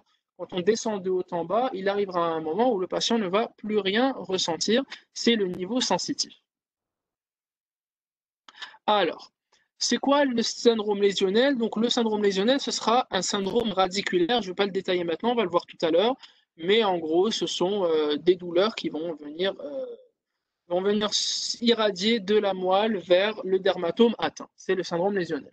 Pour les syndromes sous-lésionnels, donc en dessous de la lésion, on aura un syndrome pyramidal qu'on a vu tout à l'heure avec son hypertonie, son déficit moteur et son hyperréflexie. On aura un syndrome coordonal postérieur qu'on a vu tout à l'heure avec les troubles de la sensibilité profonde et un syndrome spinothalamique, donc l'apparition de la sensibilité thermo-algésique. Et on a vu le niveau sensitif, donc à un moment donné, lorsqu'on part de haut en bas, le patient ne va plus rien ressentir. Et attention, le niveau sensitif n'est pas forcément synonyme de niveau de l'atteinte, d'accord? Parce que justement, il faut savoir qu'il y a un léger décalage entre les dermatomes et les vertèbres. Donc, ce n'est pas forcément si la vertèbre D4 est atteinte que le dermatome D4 sera atteint. Sensitif partie du syndrome sous-lésionnel. Mais c'est pas sous-lésionnel, c'est juste un niveau. Donc c'est juste le niveau où à un moment donné, le patient ne peut plus rien ressentir et il n'est pas forcément témoin du niveau de l'atteinte. Le syndrome sous-lésionnel ou wahdo, c'est juste pyramidal, coordonal postérieur et spinothalamique. Donc après, dans les syndromes qui vont toucher la moelle, on aura des syndromes particuliers. Donc ça dépendra vraiment d'une atteinte particulière. Alors on a bien sûr l'hémisection de moelle. Ça veut dire que lorsque notre moelle épinière, lorsqu'on aura notre moelle épinière qui va être touchée uniquement dans sa moitié droite ou gauche, alors on aura ce qu'on appelle le syndrome de Brown-Séquard, avec un syndrome pyramidal contralatéral, un syndrome cordonal postérieur contralatéral, mais un syndrome spinothalamique homolatéral à la lésion. Alors comment est-ce qu'on s'en rappelle? On a vu tout à l'heure que le cordonal postérieur et que le pyramidal décussent au niveau du bulbe. Alors pour les faisceaux qui décussent au niveau du bulbe, la lésion sera, le syndrome sera forcément contralatéral. Et vu que le spinothalamique il va décusser au niveau de la moelle, dans ce cas-là, le syndrome sera homolatéral. Donc pour retenir facilement, pour tous les faisceaux qui décussent au niveau du bulbe, on aura le syndrome qui sera contralatéral, et pour les autres, ce sera homolatéral. Donc c'est juste le spinothalamique finalement. On peut avoir parfois un syndrome lésionnel qui sera homolatéral, mais c'est assez rare. Donc Brown-Séquard, pyramidal contralatéral, cordonal postérieur contralatéral, spinothalamique homolatéral et parfois un syndrome lésionnel qui sera homolatéral. Le syndrome lésionnel, comme je vous l'ai dit, c'est un syndrome rachidien et qu'on verra un peu plus tard dans les périphériques. On est dans le syndrome syringomyélique. Le syndrome syringomyélique qui est donc une atteinte centromédulaire, qui est une lésion ici, juste autour de l'épendyle. Alors, comme on le sait, ou peut-être pas, le spinothalamique, lorsqu'il décusse au niveau de la moelle, il va décusser au niveau de la commissure grise antérieure. Donc, il va venir des racines postérieures, traverser ici au niveau de la commissure grise antérieure. Et ce qui va se passer lorsqu'on aura une lésion centromédulaire ou une syringomyélie qui peut être soit d'origine congénitale, soit d'origine vasculaire, soit d'origine tumorale, donc tout syndrome syringomyélique, on aura une anesthésie thermoalgésique, une lésion du spinothalamique qui va être suspendue au niveau de la lésion. Donc si on aura juste une syringomyélie au niveau de C4, ce sera juste le dermatome C4 qui sera atteint et on aura une anesthésie thermoalgésique rien qu'au niveau du C4. On n'aura pas de syndrome sous-lésionnel, contrairement à la section de moelle. Donc, ce sera uniquement une atteinte suspendue au niveau de la lésion. On pourrait également avoir des troubles trophiques, donc tout ce qui est troubles vasomoteurs au niveau également de la lésion. Alors, la sclérose combinée de la moelle, c'est une association d'un syndrome pyramidal et d'un syndrome cordonal postérieur. C'est plutôt caractéristique d'une avitaminose B12, ça cause beaucoup de sclérose combinée de la moelle. Et enfin, le syndrome du cône terminal qui va combiner syndrome de la côte cheval et syndrome pyramidal. Pour résumer, syndrome de la côte cheval, c'est une anesthésie en selle avec des troubles génito-sphinctériens et un syndrome pyramidal qu'on a vu tout à l'heure. Syndrome de la côte cheval, retenez surtout l'anesthésie en selle et les troubles génito-sphinctériens. Donc les syndromes particuliers de la moelle sont au nombre de 4. On a le Brown-Séquard qui est l'hémisection de la moelle avec pyramidal contralatéral, cordonal postérieur contralatéral et spinothalamique homolatéral. Le syndrome lésionnel qui est parfois présent. La syringomyélie, c'est un syndrome spinothalamique qui est bilatéral et suspendu au niveau de la lésion, donc on n'aura pas de syndrome sous-lésionnel. Donc c'est une anesthésie thermoalgésique. On peut avoir des troubles trophiques qui peuvent être associés. La sclérose combinée de la moelle, c'est une association d'un syndrome pyramidal et d'un syndrome cordonal postérieur. Et enfin, le syndrome du cône terminal, dans ce cas-là, on aura association de queue de cheval et d'un syndrome pyramidal. La queue de cheval, bien sûr, qui est une anesthésie en selle associée à des troubles génito-sphinctériens. Est-ce qu'il y a des questions pour les lésions médulaires? Raoul, les périphériques et on a terminé.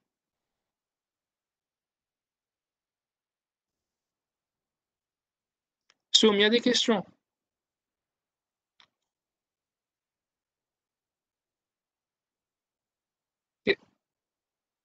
L'atteinte de l'hémimoelle, le pyramidal et le cordonal postérieur sont homolatérales. Non, ils sont contralatéraux et le thermoalgésique qui est homolatéral.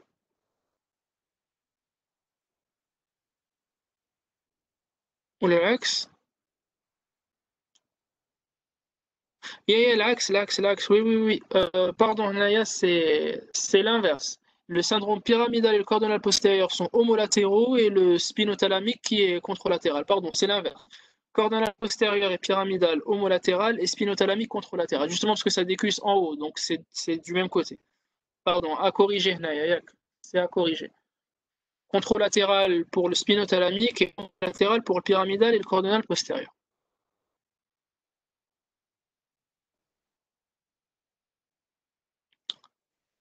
Ok, les atteintes périphériques. Alors dans les atteintes périphériques, donc c'est tout ce qui est en dehors du système nerveux périphérique. Donc on va commencer le nerf rachidien, le muscle. Donc on va passer par le nerf rachidien, le motoneurone ou le nerf en général, la plaque motrice et le muscle en lui-même. Alors on va commencer par le syndrome radiculaire. Alors on a vu le syndrome radiculaire tout à l'heure au niveau de la section complète de la moelle. On a un syndrome lésionnel qui est caractérisé par un syndrome radiculaire. Et le syndrome radiculaire, il est défini par ses signes fonctionnels et ses signes physiques. Alors dans les signes fonctionnels, on a bien sûr la douleur. Alors la douleur qui va naître du rachis et qui va irradier le long du dermatome de la lésion. Maintenant, si on a une lésion par exemple de C4, ben on aura qui va venir irradier le long de la face antérieure du bras, et le poignet, etc. Donc ce sera vraiment une douleur caractéristique qui va suivre le dermatome. Les paresthésies sont inconstantes. Pour les signes physiques, alors les signes physiques, en cas de lésion par exemple du sciatique, on aura le signe de la ZEG ou le signe de la ZEG inversée. Donc le LASEG c'est en cas de L5S1 et le LASEG inversé c'est en cas de L4. On va demander au patient, on va allonger le patient des cubitus dorsal et on va remonter ses jambes. Lorsqu'on va remonter ses jambes, on aura une douleur, c'est le signe de la ZEG. Le déficit moteur, il est parfois présent. Le déficit sensitif, plutôt distal au niveau des extrémités. On peut avoir une aréflexie ostéotendineuse si le niveau de la lésion va, si le segment atteint a un réflexe particulier. Par exemple, pour le S1, on aura une abolition du réflexe achilléen. Pour le L4, on aura une abolition de réflexe rotulien, etc. Donc dans ce cas-là, on aura une réflexie ostéotendineuse. Mais si par exemple on a une lésion au niveau de D4 ou D5 où il n'y a aucun réflexe, ben, il n'y aura pas de souci. On peut avoir des troubles végétatifs, vasomoteurs, avec des troubles de la sudation, ou alors on aura par exemple des rougeurs, etc. Tandis que c'est assez rare. Donc retenez surtout les signes fonctionnels, la douleur qui va naître du rachis et qui va irradier le long du dermatome, et les signes physiques, donc les signes de la ZEG ou la ZEG inversée, le déficit moteur, le déficit sensitif qui sera distal, la réflexie ostéotendineuse si le segment atteint est responsable d'un réflexe, donc le S1 par exemple pour l'achilléen, le L4 pour le rotulien, et des troubles végétatifs qui peuvent être associés. Ça, c'est le syndrome radiculaire, et on retrouve le syndrome radiculaire dans le syndrome lésionnel de la section complète de la moelle. Maintenant, le syndrome neurogène périphérique. Alors, le syndrome neurogène périphérique, c'est une lésion nerveuse pure. Alors, on aura une lésion du nerf. Les douleurs seront de type neuropathique, donc ils vont être plutôt lorsqu'on va trop utiliser ce nerf, on va avoir une douleur. Et les paresthésies sont plus fréquentes que dans le cas du syndrome rachidien. On aura une diminution de la force musculaire des muscles innervés par le nerf en question. Donc, comme d'habitude, on fera un testing et on verra si le testing est à 5, 4, 3, 2 ou 1. Alors, comment est-ce qu'on fait un testing musculaire rapidement? On va demander au patient de faire un mouvement, par exemple de fléchir le bras. S'il arrive à faire le mouvement, ce sera forcément un testing à 3.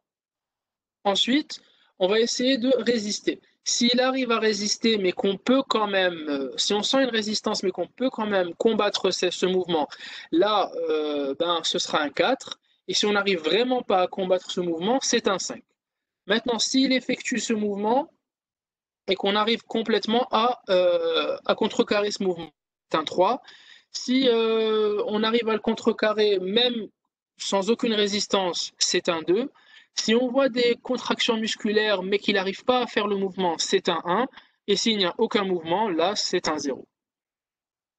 Maintenant, le tonus. Alors, dans le tonus, on aura une hypotonie, mais qui va concerner bien sûr les muscles innervés par ce nerf. La réflexie ostéotendineuse, pareil, pour les muscles innervés par ce nerf.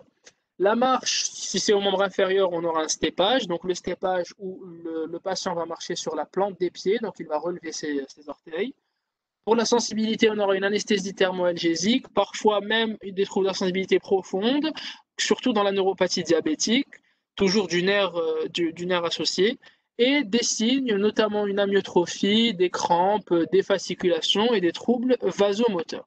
Alors pourquoi une amyotrophie? Il faut savoir que le motoneurone alpha, en plus d'effectuer une innervation motrice du muscle, il va également contribuer à sa nutrition, donc on aura une amyotrophie.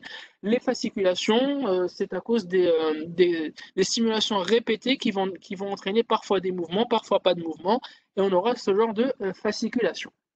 Les troubles végétatifs également parce que les nerfs, ils vont faire cheminer tout ce qui est sympathique et parasympathique pour les troubles vasomoteurs et la sudation. Donc signes fonctionnels, douleur neuropathique, paresthésie fréquente.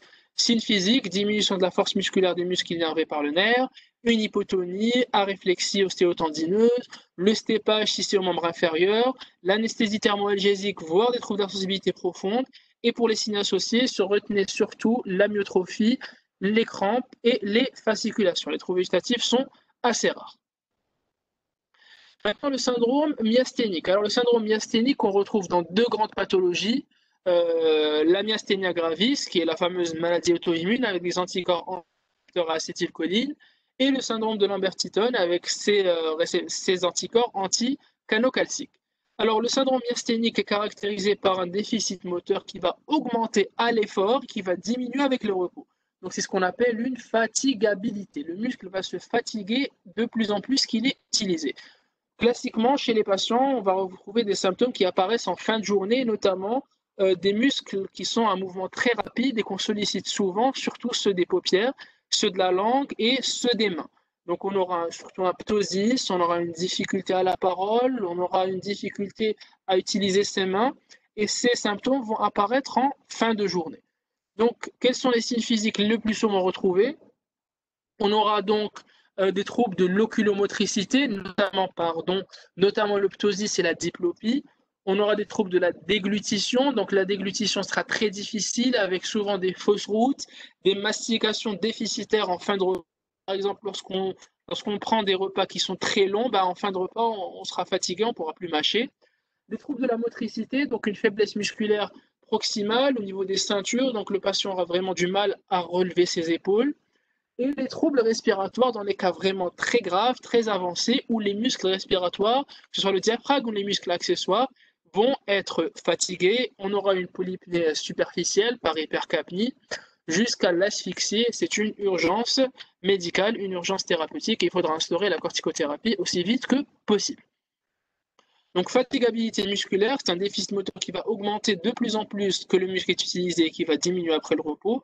Et donc, classiquement, on va retrouver des symptômes en fin de journée.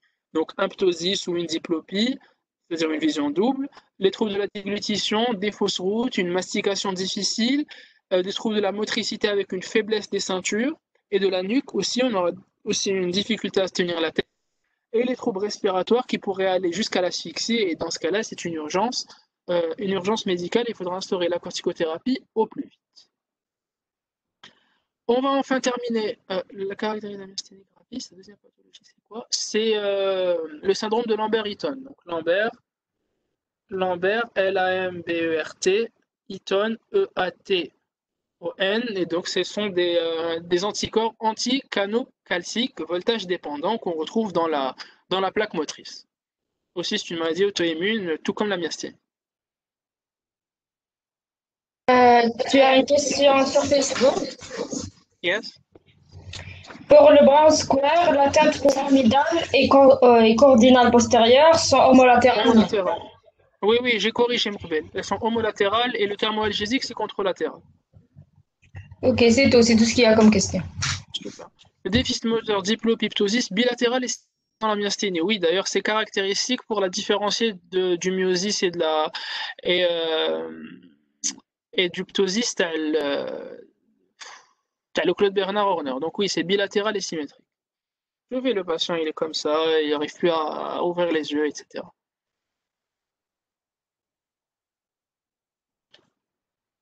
Enfin, on va finir par le syndrome myogène. Alors, le syndrome myogène, c'est donc une atteinte du muscle en lui-même. Donc, on aura 4 caractéristiques. On va rechercher la force musculaire, le tonus, les réflexes et les signes associés. Alors, d'abord, la force musculaire. Donc, ce sera une diminution Bilatéral et symétrique, bon, ça dépendra de l'atteinte, hein, mais bilatéral et symétrique, il va prédominer au niveau des ceintures. Alors, au niveau des ceintures, que ce soit ceinture scapulaire ou là, la ceinture pelvienne, on aura des troubles de la marche avec la fameuse démarche dandinante. Il va se dandiner de droite à gauche parce que justement, ses muscles ne pourront plus retenir son poids. On aura également le signe du tabouret, d'Ashfit Mleh, où le patient va devoir prendre appui sur ses mains, puis sur ses genoux, puis sur ses cuisses pour se relever. Donc, il est là vraiment en étape, mais redéchite là directement. Le tonus sera normal, où on peut avoir une légère hypotonie. Les réflexes, on aura une diminution des réflexes ostéotendineux, mais ce n'est pas très important. Le plus important, c'est l'abolition du réflexe idiomusculaire. Alors, c'est quoi le réflexe idiomusculaire? Alors, lorsqu'on tape sur un muscle, on aura une réponse contractile de ce muscle. Pas forcément sur le tendon, vraiment, on va taper sur lui-même, le muscle va se contracter. Dans le cas d'un syndrome myogène, le muscle ne va plus se contracter et donc on aura une absence de ce qu'on appelle le réflexe idiomusculaire. Pour les signes associés, on peut avoir une fatigabilité, une myotonie, c'est-à-dire une contraction involontaire et anarchique du muscle, et enfin l'absence de fasciculation qui va nous permettre de faire le diagnostic différentiel avec un syndrome neurogène périphérique. Alors vu que le est atteint, forcément on n'aura pas de fasciculation parce que le nerf est sain. Donc la force musculaire, on aura une diminution bilatérale et symétrique qui va prédominer au niveau des ceintures, que ce soit pelvienne ou la scapulaire. On aura une diminution du tonus, donc soit une hypotonus, soit un tonus normal. Les réflexes ostéotendineux seront diminués, mais ce n'est pas important. Retenez surtout l'abolition du réflexe idiomusculaire. Et enfin, les signes associés, donc une fatigabilité, des myotonies, mais absence de fasciculation, qui sont plutôt caractéristiques du syndrome neurogène périphérique. Donc, on a fini. Est-ce qu'il y a des questions? Ptosis bilatérale symétrique ou à bascule, ça dépendra, mais au final, en fin de journée, il sera bilatéral et symétrique parce que les muscles, carrément, il y a rien. On va avoir un ptosis à bascule au début de la matinée ou là, en milieu de journée.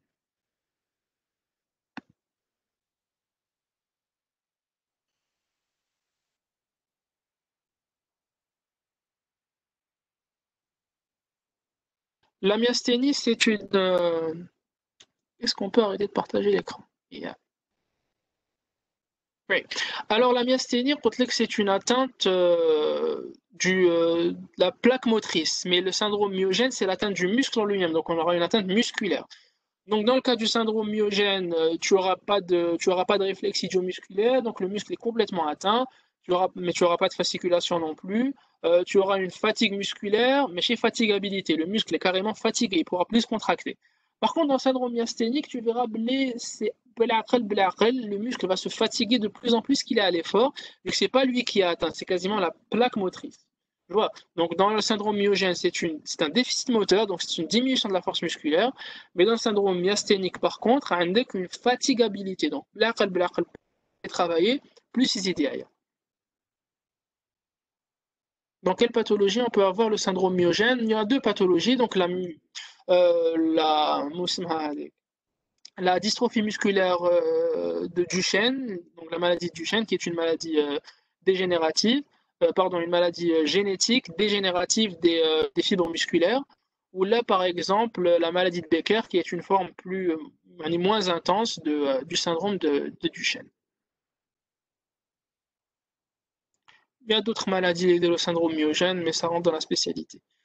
Les fasciculations sont dues à quoi? Donc, ce sont dues à des stimulations répétées dans le nerf, mais parfois ça cause tu sais que le nerf est fait de plusieurs fibres musculaires. Et dans un syndrome neurogène périphérique, certaines fibres musculaires se contractent et d'autres non. C'est ça le principe. Certaines fibres musculaires vont avoir un influx nerveux et d'autres non. Les fibres liées à un influx nerveux vont se contracter, les fibres liées ne vont pas se contracter, donc ça va créer des genres de fasciculation. Le muscle ne va plus se contracter comme un tel en tant que tout, mais il va se contracter fibre par fibre, alors tu fais des petites fasciculations. Dans le syndrome myogène Makache, parce que le nerf est normal.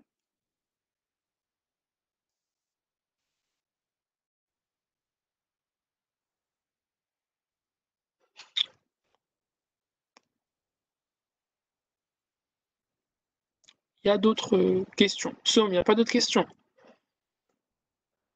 De rien. Non, sur Facebook, il y a plus de questions. La dernière était celle tout à l'heure, elle date de presque 15 minutes. C'est bon. Il n'y a plus de Ok. questions sur Facebook. Pour la neuropathie diabétique, alors c'est une neuropathie dite longueur dépendante, mais c'est plus le nerf est long, plus il a des chances d'être atteint, et c'est à cause de la toxicité du glucose à les fibres nerveuses, il y a peut-être soit des myélinisantes, soit dégénérative. Et aussi ça, dans ce cas-là, donc on aura une anesthésie thermoalgésique et une diminution de la sensibilité profonde qui va débuter au niveau des extrémités. Donc la plupart du temps, tu les pieds ou les bouts des doigts, elle est longueur dépendante et la plupart du temps, tu baisses au niveau des chevilles. Tu auras une anesthésie en chaussettes ou là en gants. Et elle est souvent associée à un déficit moteur très léger associé.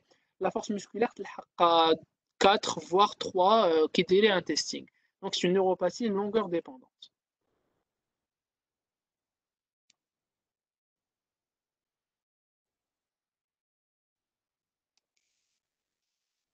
Et longueur dépendante, bien sûr, sensitivo-motrice à prédominance sensitive. La neuropathie diabétique, euh, tu sais, à long terme, le traitement donc bon, c'est surtout quand le diabète est mal équilibré. Oui.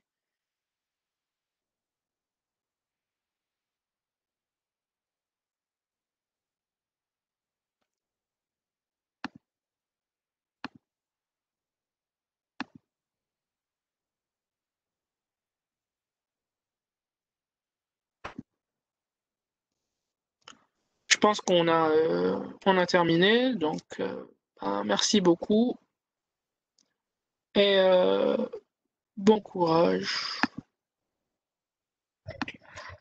Pour la suite, module de neurologie, vous aurez demain la suite, c'est le cours tumeur cérébrale qui a été interrompu à cause de la qualité de connexion hier. Donc, ce sera demain vers 19h ou 20h. De toute façon, on va vous informer dans la prochaine publication, Inch'Allah. Vous pourrez poser toutes vos questions à la tumeur cérébrale demain. Sinon, pour ceux qui ont posé la dernière fois, je les ai gardés. Donc, vous aurez vos réponses demain, Inch'Allah. Voilà, c'est tout. Oui, mais j'espère qu'il y a une question. Ah bah, tu vois, avec eux, mais normalement, j'ai confirmé ma professeure Abdenbe, c'est demain soir. Pour la suite, t'as tué. Et j'ai raison, ok, parfait. Ok. Attends, dans le syndrome tronculaire, on doit apprendre la lésion de chaque nerf. Si tu parles de la troisième année, oui, tu dois apprendre la lésion de chaque nerf. Oui. Surtout le membre supérieur ou le membre inférieur, la forme de la main et de la jambe et quels réflexes seront inhibés. C'est ce qui est important. Genre pour une nerf avec la main en griffe, pour le nerf médian avec la main simiesque, pour le nerf radial la main tombante et les réflexes qui vont avec.